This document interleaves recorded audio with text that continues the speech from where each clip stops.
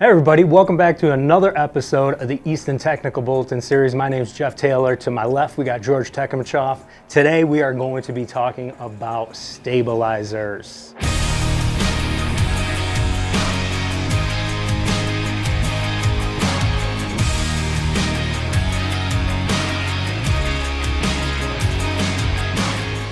Geoff, stabilizers have been a product that archers have relied upon since the 1960s. Earl Hoyt Jr., who started the Hoyt Archery Company, held the first U.S. patent on stabilizers. Yep. That patent covered a stabilizer that was about, maybe 15 centimeters long, not very long, and it had a weight on the end. It was at the top and bottom of the bow. Very top and bottom, not directly in the center. Right.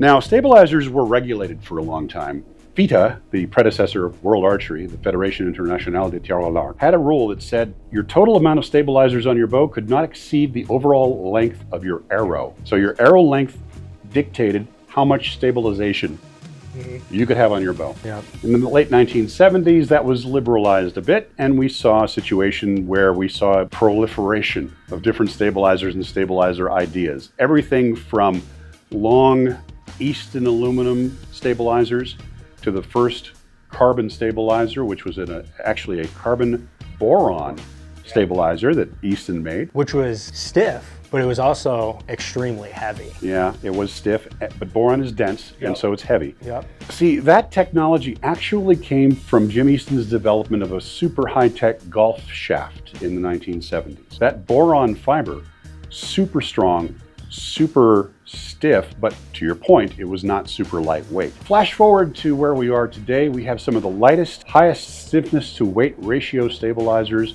that anyone has ever seen. Yeah. Starting with things like the Easton Contour that goes back about 9 years now. Contour CS, which followed the Contour with an even lighter and stiffer variety. And today's Halcyon stabilizer, which has one of the highest stiffness to weight to diameter ratios available today. Ultra high modulus. Yep. Now, the advantage of something like the Halcyon or the Contour is if you're out shooting in the wind, the really small diameter on the front of the stabilizer provides for less drag, and therefore, as you're at full draw, it's not moving you around as much. We're calling that 360 wind cutter profile on those. That's right. And the same applies to the Halcyon. Now, overall, a product like the Halcyon is actually a slight bit heavier, but you'll notice at the butt end, it's also much smaller in diameter. The Contour and the Contour CS provide for a very natural damping system because the vibration is essentially broken up when it goes from the thinner section and works its way into the transition section. And this is all carbon. This is not a filler piece or anything. These are all one piece of carbon. That vibration changes as it goes through here, and it'll travel back and forth. And you can watch it on high-speed film.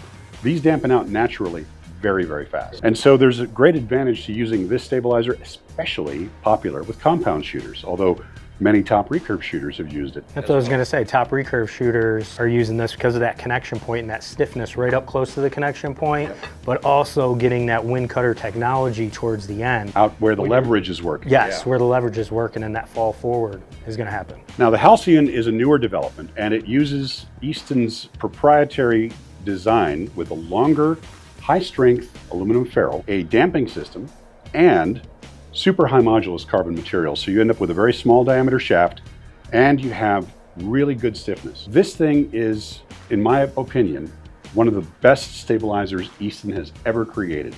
And I really like it a lot. So let's get into talking about stacking up weight on the end of a stabilizer. If you're going to be stacking up a lot of weight on the end of that stabilizer, probably going to go with the Halcyon. Well, because it's going to give you a lot of stiffness to support that weight. Now, you're going to notice that for various disciplines in our sport, different amounts of weight are needed by different shooters for different purposes. For example, if you're Mike Schlusser and you're shooting a compound bow, or you're Stefan Hansen and you're shooting a compound bow, they shoot their stabilizers. For example, Stefan uses the Halcyon stabilizer with about 20 ounces of weight out front. And yet that does not create too much vibration. And most importantly, it holds really steady at full draw. That's the other benefit of the relatively high frequency carbon fiber. that is used to design these products. Right, not only are you getting that fall forward and that balance of the bow back and forth on the execution of the shot, but you're also getting that stability and that aiming point. During the aiming process, that is actually where it's the most important thing. You want that bow to work with you, not against you. And you'll notice a lot of the compound men and women are shooting a lot of weight on the back of the bow. That's where things like the Halcyon side rods come into play. The Halcyon side rod or the Contour side rod are both optimized for very heavy, even tungsten weights that are available on the market. Many shooters prefer to use something that's intermediate. However, no matter how much weight you're using, the design of either the Contour or the Halcyon provides for natural vibration damping, which helps you during the aiming process. See, a lot of people have the mistaken idea that a stabilizer is there to absorb vibration after the shot. The truth is, the stabilizer is there to help stabilize your shot process, let you get through the process more consistently, and then once you've shot and the arrow is gone, it has no influence over the score. It's during the aiming process that stabilizers really come into their own. And that's why you don't want a stabilizer that can vibrate too much or that can flex too much for most applications, because once it starts moving, you're going to feel that movement, even if it's just subconscious, and that can interfere with your shot execution. And new for 2024, we've come out with a new series of components here for your stabilizer, some attachments. We've got a new V-bar attachment, a new sidebar attachment, and another V-bar attachment that's a standard mount. With these new attachments here, they're going to be super light, George. Yeah. So we've lightened them up. We've also added a cup and cone style design to that. Rather than that teeth or that gear that we're used to, that cup and cone style design, that's going to allow these components and these mounts to work infinitely on your adjustments.